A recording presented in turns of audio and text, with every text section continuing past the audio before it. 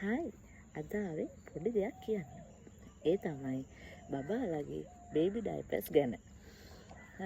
ඇත්තටම මට කියන්න බේබි ඩයපර්ස් ගැන මොකද ඔයගොල්ලෝ හිතන්නේ කියලා.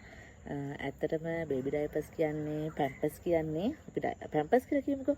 පැම්පර්ස් කියන්නේ හැම අම්මා කෙනෙක්ටම ගොඩාක් වාසිදායක දෙයක්. හැබැයි මගේ අම්මා මට කියන්නේ ඉස්සර අපි පොඩි කාලේ නම් ඕව අපිට අන්දලා නෑ.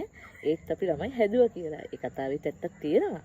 ඒ වුණාට මමත් සමහර ලාට ගොඩාක් අඩුයි පැම්පර්ස් අන්දනවා. නමුත් බොහෝ දුර 50 මටත් අන්දවන්න වෙන අවස්ථා තියෙනවා. ඒ ගැනත් කතා කරන්නම තමයි අද මං ආවේ.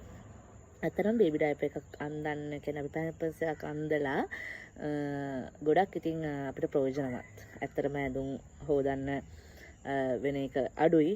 එතකොට බබාට රැයට එතකොට හොඳ නිින්දක් අම්මටත් විශේෂයෙන් අම්මටත් හොඳ නිින්දක් ලැබෙනවා.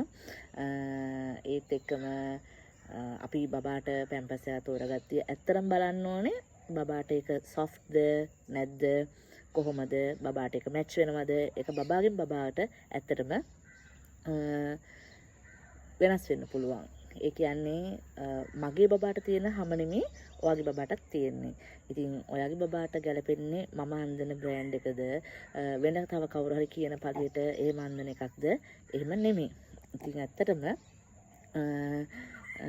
මගේ බබාට මම ඩයපර් එකක් අන්දනවා. ඒක මට ඒක ගොඩක් ප්‍රයෝජනවත් වෙනවා. ඉතින් ඇත්තටම අම්මලා මම ඔයගොල්ලෝගෙන් අහන්න ආවේ පැම්පර්ස් එක ඇත්තටම බබෙක්ට අඳින එක සුදුසු නැද්ද? සුදුසුද? ගොඩක් අම්මලා ගොඩක් දේවල් කියනවා. ගොඩක් අය ගොඩක් දේවල් කියනවා. ඒ වගේම මට ඔයගොල්ලෝගෙත් අදහස් ඕනේ. මොනවාද ඇත්තටම ඔයගොල්ලෝ පාවිච්චි කරන ඩයපර්ස් ඔයගොල්ලෝ පාවිච්චි කරනවද? නැත්නම් කොහොමද? ඒ විස්තරත් මට දැනගන්න ඕනේ. ඉතින් එකක් අපිට හොඳ නරක කියන්නේ අම්ම කෙනෙක්ටම තේරෙනවා. කවදාවත් තමන්ගේ අම්ම කෙනෙක් තමන්ගේ බබාට වැරදි විදිහට දෙන්නේ නැහැ. ඉතින් අපිට කාවවත් එහෙම ජජ් කරන්නත් බෑ.